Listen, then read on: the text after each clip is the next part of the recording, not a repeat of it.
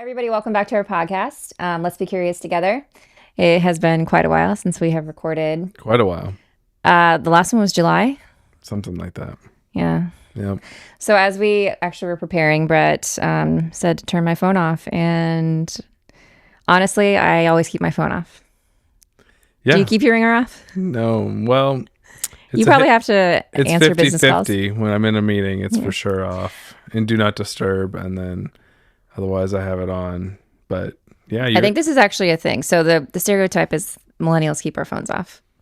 Like that's a thing. I guess it is. We always keep our ringers off. There's quite a few I've met that say they don't even know what the ringer sounds like. Like if it were to ring, they wouldn't know it was their phone. And if you lose your phone, you can't call it because the ringer's always off. It's true.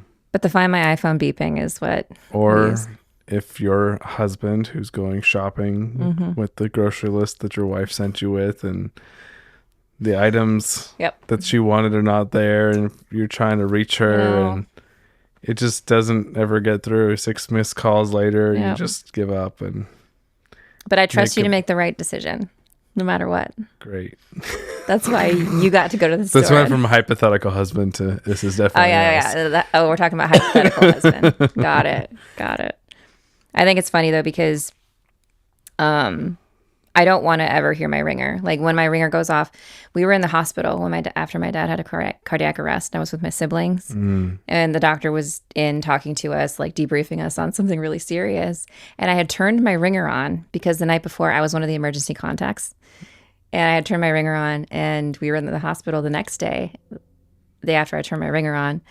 And I actually changed my ringer into something that I didn't know before or something other than what I had it on before because I wanted to be sure to recognize that it was ringing. But it played this song and it totally just cut the moment.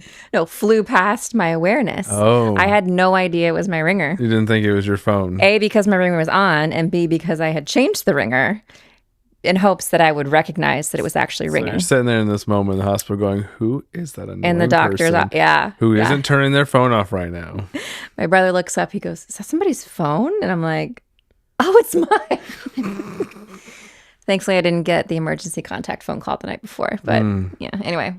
It's almost as good as when you're sitting in church on Sunday morning and someone has like Bad Boys as their ringtone and it's going off in their purse and they're fishing around for a good 5 minutes to find it in this bottomless pit and it's just quiet and everyone's hearing it. What is that ringer that your mom has for your dad? Is it? Yeah, I think that's the one. I don't remember what's the name. When the ringer gets real personal. Right. Personalized ringtones for different people. Personalized ringtones. I was really into that when I first got my phone, honestly. Back in the day. I was really into that and really into the personalized text message ringtones. And I think... used to make them. Oh. Yeah. How did you do that?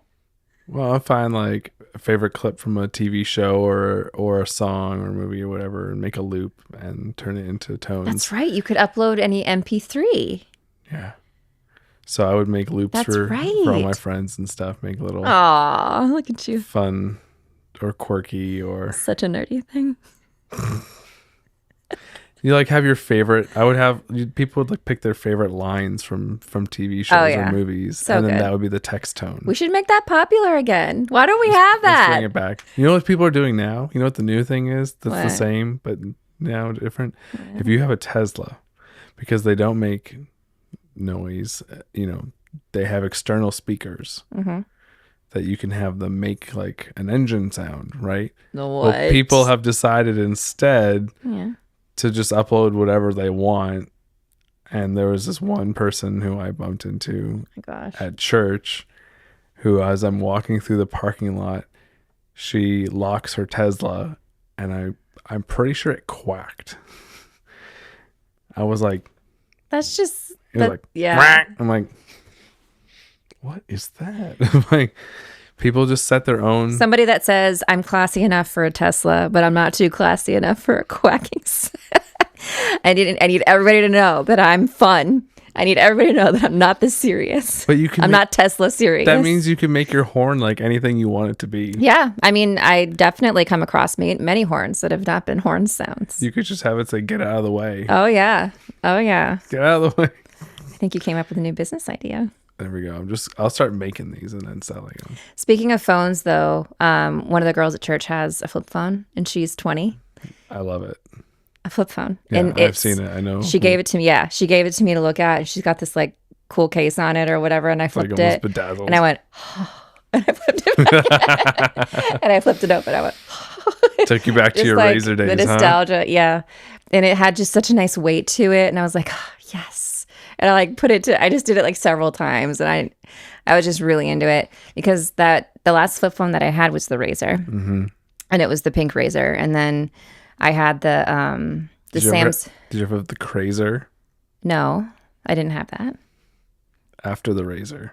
What is it was by not, the same? It was not a flip phone. It was also by Motorola. It was their like next. It was not a flip phone. It was just a super thin slide. Is that what it was called? It wasn't. There was no slide. No. Oh. It was just a super thin panel. It was the same shape or size as the Razr when it was open. You know what I mean?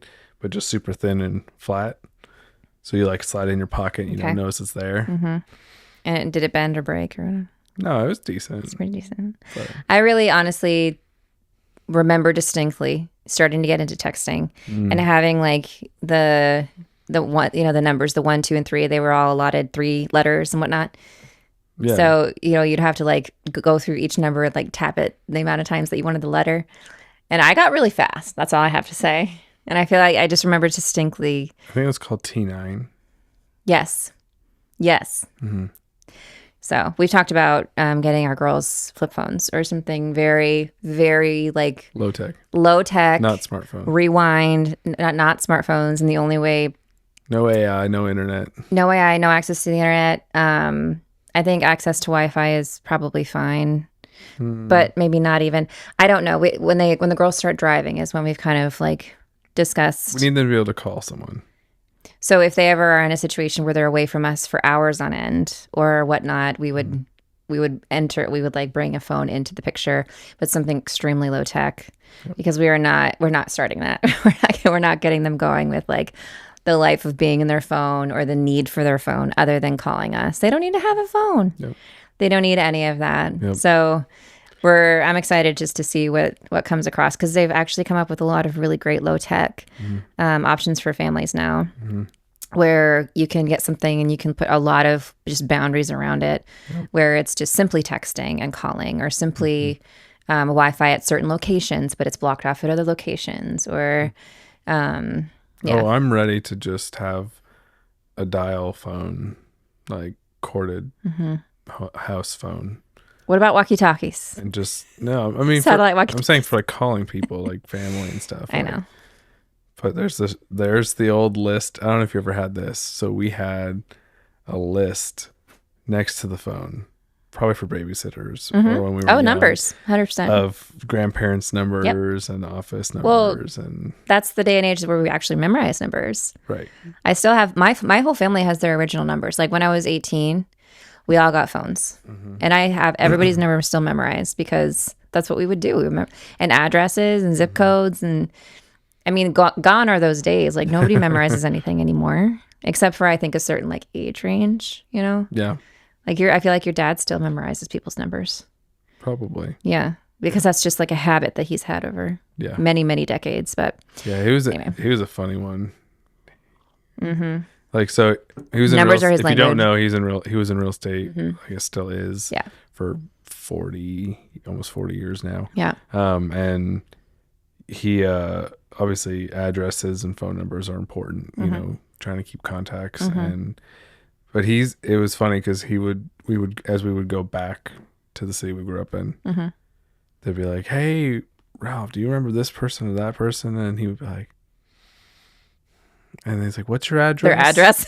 Yes. And they give the address, and he's like, "Oh yes, the 3-bedroom, 2-bath split level." I sold that to you guys. I remember that. I sold that to your grandparents. I remember, and all of a sudden, like all the story. That's the key to unlock the whole family story and like all the details. I'm like, well, when Dad had his cardiac arrest, we looked through his phone. 0 of the numbers on the called or miscalled list, missed calls, were actual contacts that had been created. No name attached to them. No name attached to them. So it was all numbers. And I'm like, this is dad. This is stereotypical dad. Like, he knows everybody's numbers by heart. And he does. He had his doctor's office number by heart. He had his friend's number. Like, he was lying in a hospital bed telling me the numbers of certain people to call. I'm like, Dad, you could just store them in your phone. The irony is he's really come full circle in this, like, beating the privacy, everyone's watching, our investigator wanted to look into his phone for some reason. Yeah. It's like you open up and be like, nobody knows anyway. No idea who any of these people are. That's right. Except AI. AI would know. Right. Yeah. So just to back up a little bit. So we took our big trip last summer to Winnipeg and through Indiana, through Minnesota, Winnipeg. We stayed this summer, whatever. Last summer. And we stayed at Opa's farm for a whole month because we were in our RV. We got invited to 2 weddings in Canada. Yep. In the same city. Yep. 4 weeks apart. 4 weeks apart. And we need to go to both of them. Yeah. And we were just like, what's the best way we could make this happen? Yeah. It's a good excuse. So we've been talking about the RV life for a long time, and we finally did it. We were like, all right. Got our RV. We got an RV. We made a 6-week road trip out of it, and it was a great time. It was a really good time. The only thing that I think was, we actually took our 2 dogs with us as well.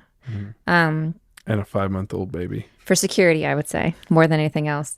And a 5-month-old baby, and our 3 girls, 9, 8, and 5-year-old, 7 at that time. But I think the only thing that really threw us for a loop was, Brett, you were working remotely and whatnot, so you really needed to rely on internet and Wi-Fi. And Opa had just canceled his subscription. Opa at the farm. We stayed at the farm for a month. We parked at the farm for a month. And Opa had literally just canceled his fiber internet. Oh. And so Brett you were really leaning on that, and it was not reliable at all.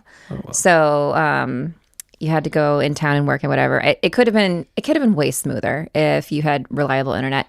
That was the only thing. Everything else went really great, and it was 7 weeks was a really long time. Mm-hmm. That's kind of what we've concluded. But we would definitely do like it was a long time for a 5-month-old, and yeah, and he's in a different stage of life now, so it would be completely different. As they get older, it's a lot easier. I think it could be, even if he is walking, whatever. Mm-hmm. So we're planning another trip at some point, either in the fall or over New Year's. We have to decide what our plans are going to be exactly, with like dance next year and everything.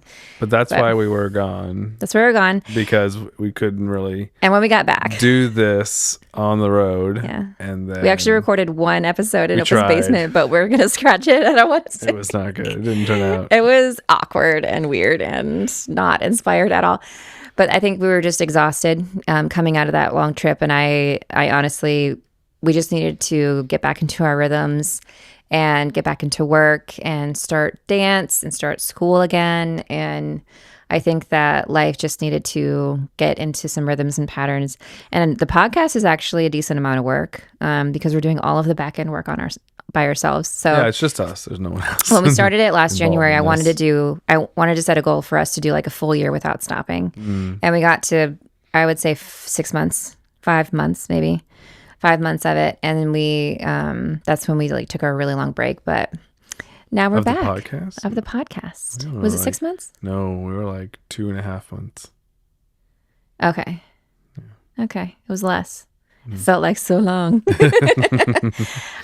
Anyway, so we're just ready to get back into it, and yeah, we're gonna maybe changing up the topics a little bit, and yeah, it'll be really good. But I actually wanted to talk a little bit about Marco Polo. Oh, okay. So for those who don't know, Marco Polo is this video voicemail. Video voicemail. It's a video voicemail. Video voicemail. You leave video recordings. You sound like an old geezer. Video recordings to each other. That was a very low tech explanation. It was very distilled. It was great. That was a 2-word brand summary right there. Very nice. So yes, people will send video recordings of whatever they you want to act update. very not on. impressed when you describe this. Okay, so Marco Polo is my life. It's not in your life. I tried it. I appreciate the direct conversation. I do too. Talk and response. And this is all one-sided, like monologuing. Oh, it's amazing. Monologue. I'm just not that type. So. Monologue and listen. So it's great for verbal processors. Yeah, I think it's great. So I didn't actually realize it was going to be so great for me. I've been on Marco for like on and off, honestly, over the past 10 years, like sporadically. 10 years? Very sporadically. I got on it. I got on it like 2021. That's sick. 5 years. No, not 21. No, it was right after it was right after we were married. 15. Yeah, I think it was maybe 16 or 17. Anyway. And it was in efforts to keep up with friends that were out of town. Okay, who had moved out of town or whatever. So it was just kind of like, not very serious, just kind of silly, whatever. Like you can get conversations going with 3 people or 4 people or 1 person or 2 people or like group chats or just single chats. So, and then I deleted the app for a very long time. And then I got back into it. And I've been keeping up with my cousin and your other cousin for a while with this for maybe 3 years now. Yeah. And it's worked really well for like long distances and stuff like that because my cousin lives in Indiana, your cousin lives in Minnesota. Mm-hmm. And so it was really just for that. And it was these like incredible, just like, deep dives. You're in the car, you're driving and you set your phone up and you just talk. It's taking the place of a phone call, basically. And I will say the one benefit for sure is this not having to align your schedules. So you can just get on when you can and they can get on when they can. I'm going to get to that. So long distance for that reason, yes. Yeah. And I've recently reconnected with now 3 of my friends that live here. Oh, nice. Like in town. We're communicating through like Marco next Polo. door, you're just talking on the phone. Yes. And my one friend who lives in our neighborhood. Yeah. And we've been friends for like 8 years. And she has 5 kids. We have 4 kids. Babe, I'm telling you, it is the answer for people with a lot of kids. It has been very difficult for us to get together, to align our schedules, and to spend time chatting and talking into the depths that we desire to go, because she is a deep drink and I'm a deep drink. And we actually want to talk about things that we've been thinking about or struggling with or just decompressing about. Mm-hmm. And we've been like, I would say for a couple weeks now, 3 weeks now, like it suits both of us very well to be communicating with each other this way, even though she's literally right over there. 10 doors down. And we have crossover at dance and we have crossover in other ways. And when we go on walks, we walk right by their house and sometimes we pop in. And anyway, it's kind of bizarre to say, I'm on a video chat with my friends. But literally it's because we are mothers of 4 and 5 children, mm-hmm. and we have husbands, and our time is so needy. It is so difficult to line up our schedules to actually get to the place where we can spend a good amount of time really talking. So I think that, it's twofold. You deliver the message when you can, and you are able to listen to the other person's message when you have a down moment. So you're capitalizing and leveraging your down moments to just build relationship with someone. And actually, I think it's a perfect scenario if you're able to get over the fact that you're monologuing and then you're like listening and like trying to remember what the person said so you can respond about it. And if you can kind of get into the rhythm and habit of that, it's amazing. And then my other like super long time friend, she and I are getting back into like talking and we back into Marco, because she and I were on Marco like years and years ago, but we're getting back into the Marco. Like same thing with, we're able to actually talk about stuff. Nice. Because our schedules are just really, it's really hard to get together. Yeah. And I think it's been quite a blessing, honestly. And I think that it's taking me into the type of like connection that I've really been craving with people locally, because I've always had that with my cousin, your cousin, but with people locally, it's been my prayer and desire to just build in a little bit of a deeper way. So there's that. Marco Polo. That's great. I mean, and it allows you to continue these conversations on an almost daily basis. Yeah. As opposed to maybe like a once or twice a month that you could actually line up to connect with someone. Yep. And texting. Like I've done the texting thing. I've tried to have like, these long conversations through texting. It just does not work. Yeah. Phone calls are really quite impossible. They're very hard. I don't know how people do phone call friendships. I don't. I've always hated phone calls. I think they seem very high maintenance. And if somebody if one of the kids walks in and I'm on the phone, it's very difficult for me to know how to manage that for some reason. But anyway, yeah, Marco Polo. There you go. It's been a thing. Wow. Yeah. It's a plug. Are you? Yeah. I don't know. If getting a sponsorship. I don't know if Marco would be any useful of a sponsor, but that's okay. Oh yeah. Nice. Anyway. That's cool. Yeah. So, what has been your desire for this next year in 26 in terms of relationships? I know we've talked a little bit about that. Mm-hmm. I know we've talked before on the podcast about how we both desire kind of deeper levels of connection and friendship. Oh, yeah.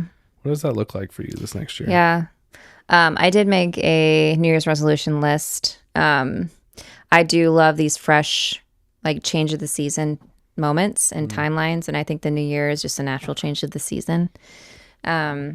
It's halfway through the school year at least, and we're homeschooled, so we're not necessarily on the public school system school year. We're flexible. We homeschool through the summer and we take days off when we want to, but it feels like a natural break in the season. So I did make New Year's resolutions and I just tried to map out goals and structure for monthly goals for relationship.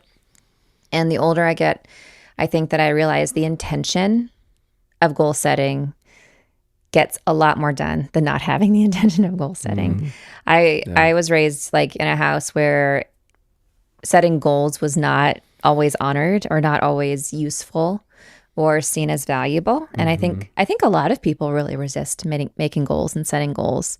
A lot of free spirit types, I think, resist setting goals. And I don't think it's just free spirit types though. No. I think it's a lot. I think the nature of setting a goal is kind of the same as speaking a dream out loud. And there's a risk of not reaching it. Right. It can feel scary to put that out there and then not hit it and feel like, oh, I failed. Right. Right. And a lot of people set New Year's resolution goals of starting your gym membership and working out. And then you realize you're paying a monthly, subscription for gym membership and you're never going. And certain goals like that, I think, need to have a reality check about them. But for us, relationally was one category. I set some goals in where I wanted to see our connection go, you and me, and my connection with the girls. I set a goal for me to have at least a 20-second hug with each of them in the morning as a way to connect with them, because I'm realizing how much they need to be touched and held and scratched, and at least a 20-second. So it does turn into a 5-minute a lot because we're just lounging on the couch. But it's been great though. How good has that been? That bonding time with you is I have noticed so much. Yeah. And they love that with you as well. So that's that. But as far as relationally outside of our family, I am a systematic person. I have very strong, if I can plan it out and if I can at least set the intention for it, it really helps. It's setting the intention is taking me 75% there already. So if I can just create a framework, it's very easy for me to just get creative and figure out a way to make it happen. It's no big deal. So I did set some goals for having at least one family over that we don't really know. It could be people that we are building relationship with currently, or people that are a little bit newer to our life. At least one family a month over for dinner. And then to have as much time with our personal friends as we possibly can.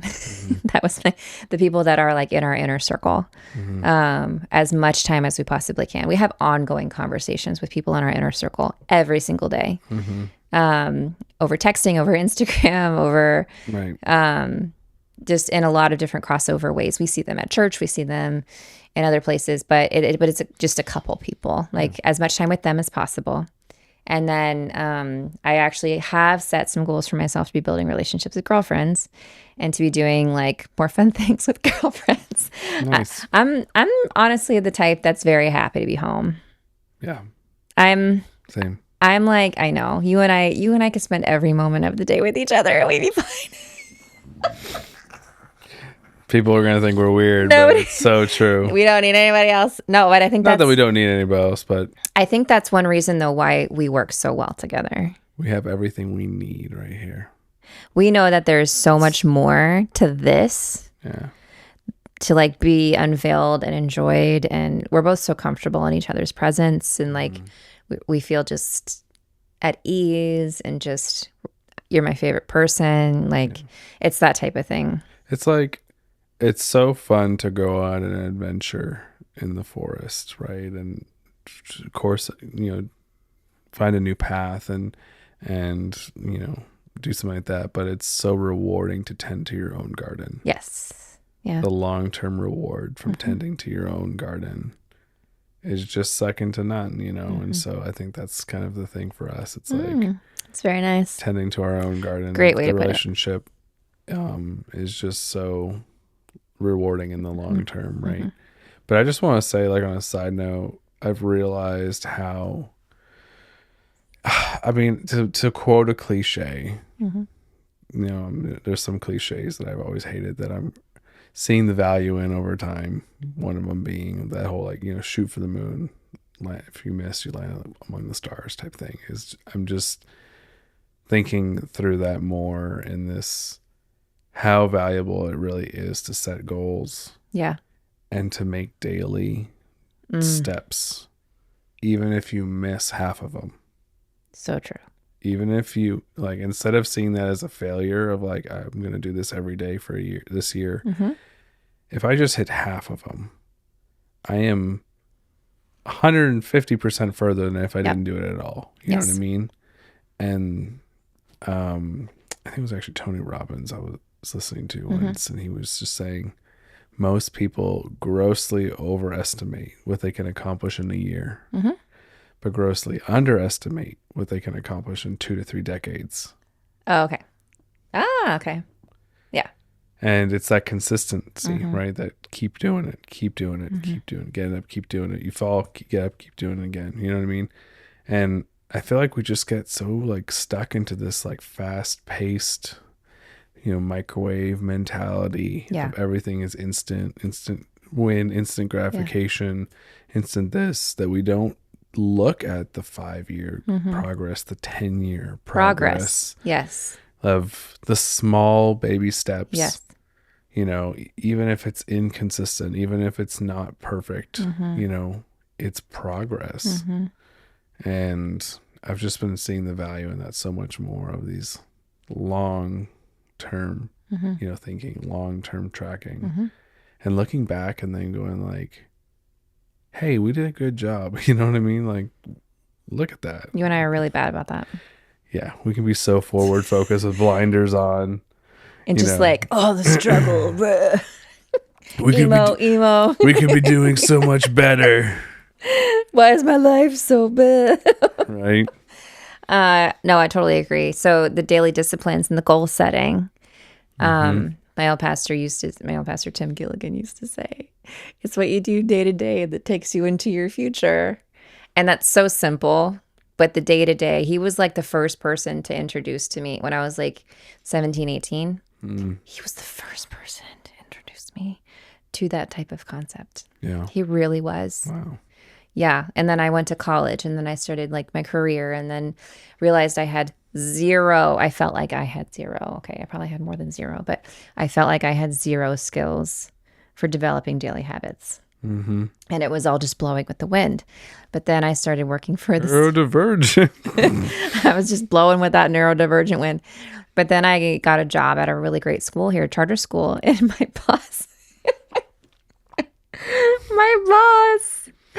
oh, this is so embarrassing to admit. This is year 1 of my salaried teaching job with benefits, my adult grown up teaching job, where he's like, you might want to get a daily planner. And then he told me on Sunday night, he plans his entire week out. And we were studying Stephen Covey's 7 Habits. And so that was blowing my mind. But on Sunday night, he plans his entire week out. He looks at his calendar and he plans like his steps and whatever. Thinking about where I was then to where I am now, praise the Lord. Praise the Lord for progress. You were quite a free spirit. Free spirit going nowhere, let's be honest. And just catastrophically chaotic.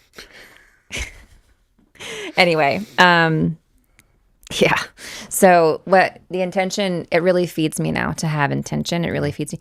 And actually we have really doubled down on our daily scheduling. So what we do our shared calendar. Yeah. So we have our shared calendar that we embraced, and that was your idea originally. I remember how much you didn't like it when I first. I don't know why I resisted. Years ago. We're talking 5-6 years ago, right? 7? No, at least like maybe even 7 or 8. But I was like, it arose out of the stereotypical thing that couples do, which is like husbands talking to friends and says, "Hey, we should do dinner. Yeah. Let's set a date." Yeah. Set the date. Yeah. Didn't check with wife first. Wife set a date. Wife set a different date, Wife set the same date. Or even better, one of us sets a date and doesn't tell the other one that it's happening, and we super frustrating. All the classics. But you finally suggested. I was like, honey, we have to get this together. I know. I'm using calendars all the time. You need to get on board with us having a shared calendar, and we just put everything in there, and so we don't step on each other, and we know what's going on. And but guess who's the better planner now? You made a huge leap over your head. Over there, over your head. You went from I could never do this. This is so I'm being strangled to being the master calendar. I really had to grow up. Let's be honest. I really had to grow up. Having 4 kids, going from like somebody without kids, and then having 4 kids, and then really wanting order, and like that neurodivergent side of me needing peace in the chaos, and needing like quiet and calm. I needed order. That autistic bent.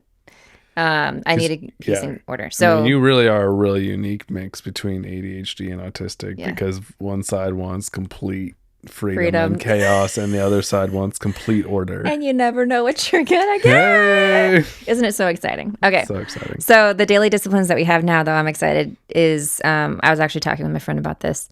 We were kind of reevaluating. She was asking herself, how have I gotten here? And she wanted like to be able to bounce off of me and like soundboard me on what are some things that you do in your home. And I was asking her questions on, hey, are you doing chores? Hey, are you blah, blah, blah? And she's like, yeah, we're doing that. But what about this? And like, and so we're all constantly, I think we're all constantly trying to find peace in our homes and create order. And it's everything from disciplining your kids to creating these daily rhythms and stuff like that. But to like conflict resolution, to like everything. So what in our home, we have a really great chores app. It's very simple. The girls have access to it. And it's been a solid year now because the renewal is up on the app. So you have to like purchase it again. But it's an app where I can upload any stinking chore that they have, any school subject. So I have school subjects and I have chores. Some of them are Tuesday, Thursday chores. Some of them are Monday, Wednesday, Friday chores. Some are only Friday chores. Some are only Tuesday chores. And then the jobs that we let them do. So we let them take on some of our jobs. Yep. For compensation. Some of the bigger chores for $1 compensation. Well, I don't call those ones chores, because chores I call the ones that are like, this is part of you. So jobs. Chores are like you do to be a part of this home. Everyone contributes. There's no reward for that. But if you want to take on dad's stuff or mom's work, then we compensate them. And we compensate them, and they build up. So this chores app holds an account for them, a monetary account, so I can apply like $1 amount to one of the tasks. And so there's that element too. And then we break it down to, what are you tithing? What are you saving? And what are you spending? And so we're doing that with them. And so this chores app is the backbone of our day. So in the morning, like I am now encouraging the girls to get their chores started before we get breakfast going. Mm-hmm. And I'm really encouraging them to just, my heart for them is to not have to think about chores, to not have to even think twice about cleaning their room or making their bed or The habits. We're forming habits here. So that's the backbone. And then they practice their music, and then they do school, and then everything has a timeline. They have their preschool snack before we start school at 11, and then by 2:00 books are closed, whether we're done with school or not. And then we have like afternoon chores and activities. And so that is the 100% backbone of our day. But within that, could you imagine just for a second if you had that level of structure and like a consistent checklist you checked in with every day, how much more as an adult you'd be kind of preconditioned and wired to like, oh, I should checklist my day and build calendar and, intentionality. Yeah. Yeah. I'm just glad I'm there now, honestly. Yeah. I'm just glad that I have that now. And I'm glad that I get a reward from it, honestly. Yeah. So what it's doing for the kids, though, is it's teaching them work ethic. And then when they have their free play time, they really enjoy it. And they are in the recesses of the house somewhere, and they are just in their imaginative space doing Lego, Barbies, whatever. And they're having a blast. Mm-hmm. So we're working on the responsibility of chores. But the intentionality of relationships, though, going back to me setting intention with girlfriends, it's really helped me. Like just the intention of this is what I desire and this is a goal that I'm setting for myself. It has just opened up my heart, my time, my mind to just put my intention just a fraction in a different place and to put myself out there more, to schedule a play date here, to schedule a coffee there, and to like be praying about who God wants me to invest my time in and who would be a great person to walk this stage of life with. And I think that I am now, like, because I grew up with sisters, right? I had sisters. I'm the youngest I have 3 sisters and a brother. So not having a lot of women in my life after I got married, I've been pouring a lot of my relational energy into you and the girls and whatnot. And I've had girlfriends, but I think I'm just in a new season of life where I'm like, I want this to be a little bit more present in my life. Mm-hmm. And so I'm just a lot more open to it and just pouring more intention into it this year. So we've talked about me taking a half a day on Saturday or whatever with a girlfriend, or if I want to go thrifting or if I want to go to the beach or whatever, and just kind of thinking about my time differently and saying this would be really good for me. Yeah. And I'm going to choose to make it edifying for me, Mm-hmm. So, yeah. That's great. Intention really, really makes a huge difference. It really does. What are you being intentional about? Oh, quite a few things, but I am kind of first and foremost seeking to be, this has been an ongoing thing for me, but seeking to be as intentional as I can be about each moment that I get, instead of waiting for the big moments, waiting for the big adventures or the big outings or whatever that we have in life. I'm trying to really seize the small moments with you, with the kids, to be able to really quickly shift my mind out of work or out of whatever else is on my plate and make that quick shift into, okay, I'm here, I'm in this moment right now, I've got 10 minutes or maybe it's half an hour, whatever. How can I make the most of this time with these people here and now? I'm really trying to seize those, capitalize on those, to not look back with regret on missed opportunities. So I think 15 minutes can be a power-packed 15 minutes. Yeah. Depending on what your intention is in it. Right. Absolutely. Like, we homeschool our kids, right? We have our kids all the time. at home. But for the people who work and aren't with their kids, if you're able to spend those 2 hours after school before bed in an intentional way, it really can feel like way more than just 2 hours. Yep. Yeah. Absolutely. Depending on where your mind's at, where your intention's at. And, I'm also speaking of that, I'm trying to get better at, we've been doing some research. I forgot the term for it right now, but this way that kids open up at night before bed. Yeah. Right. Whatever you call that. Right as you're trying to get them to go down, as you're finally ready to, to check out. Yeah. So to speak, and then they're like, "Oh, I gotta tell you all this." And it's we've entered into that stage, and it's like we just sat through a whole dinner together, and you could have said all of this. But I was with you every waking moment of the day, and you could have said this.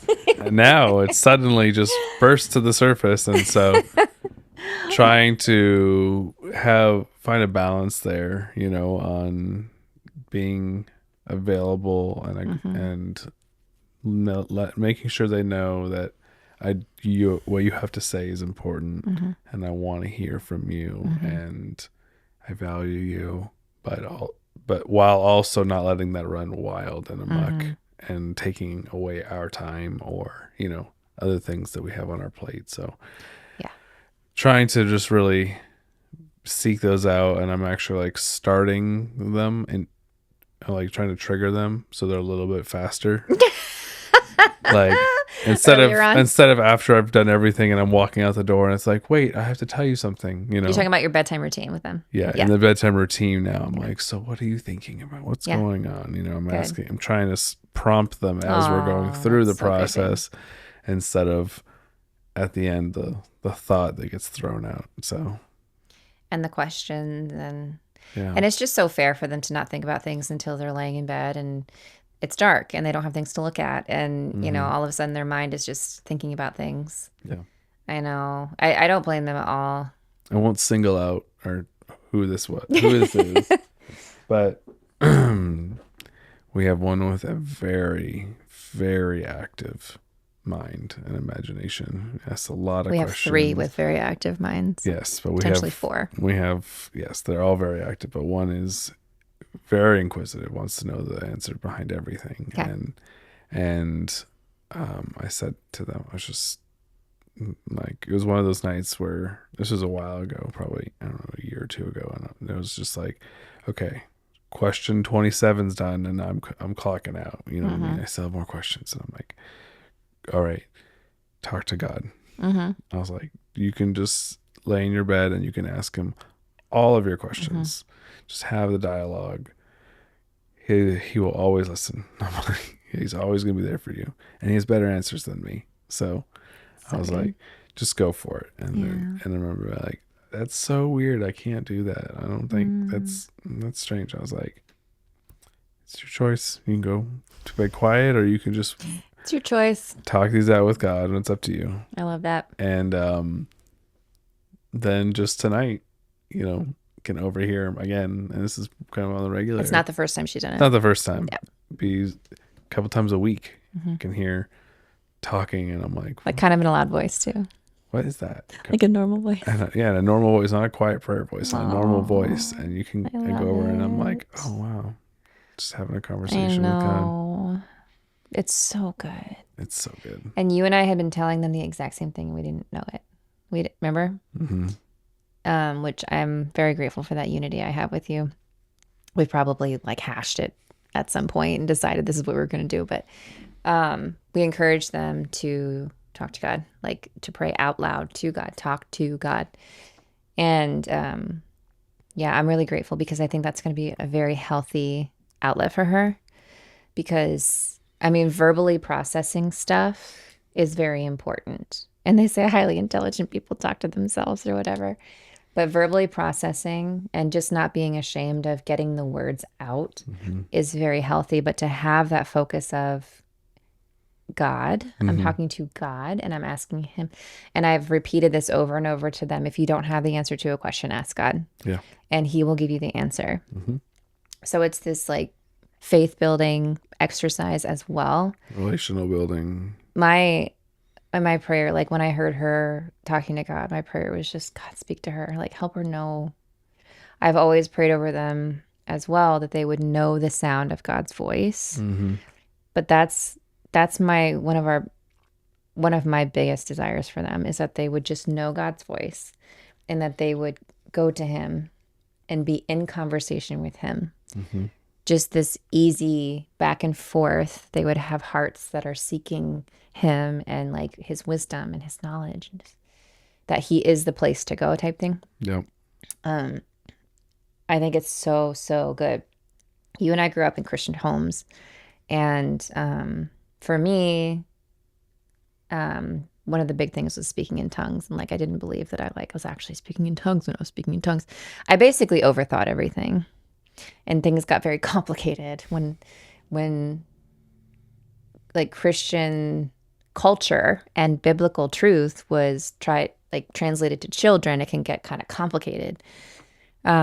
Big concepts and whatever, but you and I both know that God can reach them exactly where they're at. Yep. And we've done like visual exercises with them too, like helping them like picture Jesus, like talking, like walking with them places. Like, where do you want to go like tonight in your imagination? What's a place you would like to go? Oh, I want to go to a field of flowers. Okay. I want you to look around and see Jesus. Where's Jesus? And we've like tried to bring the idea that God is ever present with them, and his presence feels and looks and sounds like him, you know? But I don't know. But it's not just it's not some imaginary thing. But that's just a visualization exercise. But yeah. Well, it's just raising their awareness. Yes. To sense, be aware, and be aware that God is with you here and now, and say, God, reveal yourself to me, right? Like it's not that we're trying to get them to make something up. Nope. It's, hey, I want you to raise your awareness, because God is always with us. And so where is he right now? Like, ask yourself that, bring your awareness to it right now, that he's with you right now, and have comfort in that, you know. And it's really cool. The fruits of the Spirit are also, like, for years and years we've been asking them a question, like, the fruits of the Spirit is what God feels like, if you will. Like, God feels like the fruits of the Spirit: love, joy, peace, patience, kindness, goodness, faithfulness, gentleness, and self-control. That's the God's language. And when people are operating the fruits of the Spirit, they are worshiping God and they love God and like all of that. And then people who are not worshiping God don't feel like those things. Like, what is the difference between light and darkness is like a big concept to break down to kids. So I have focused on the fruits of the Spirit. Yeah. And so if they're feeling peace, hey, that peace is from God. And that's his presence. Right. Like, you're feeling love, you're feeling joy, you know? And developing that understanding and that language with kids is just very interesting and beautiful. And I hope we do a good job. I hope we're setting them up. Okay. Time will tell. Yeah, right? Time will tell. You can only go to so many Bible study. Like, just because they're going to church doesn't mean they're knowing God. Yeah. That's a whole separate thing. I know. You can know church culture without actually getting to know God. Right. I want them to know God. Right. Right. You know, it's like, I don't know, growing a fruit tree. Like, we keep tending to it and pruning it and protecting it from everything around it, and we're like just barely starting to scratch the surface of like a first crop maybe showing up, you know, 10 years in, and you're kind of like, oh, look, it's producing some fruit, you know. What is this? And it's great. Yeah, it is great. But we don't know the magnitude of what it will be. You know what I mean? Or so we just keep faithfully tending to it and walking out our own faith and our own relationship with God. Thanks for being with us tonight, guys. Thanks for spending some time with us. I'm really curious, just because we've been talking tonight about, you know, our New Year's resolutions, kind of dreams. And we were talking earlier about how the importance of saying it out loud. Being willing to put it out there, say it out loud, and start making some steps towards it, even if that doesn't mean it's perfect. So I'd love to hear from you in the comments. What is something that you want to see happen this next year, or 2, or 5? Put it out there. We love to hear it. We love to support you. And we'll see you guys next week.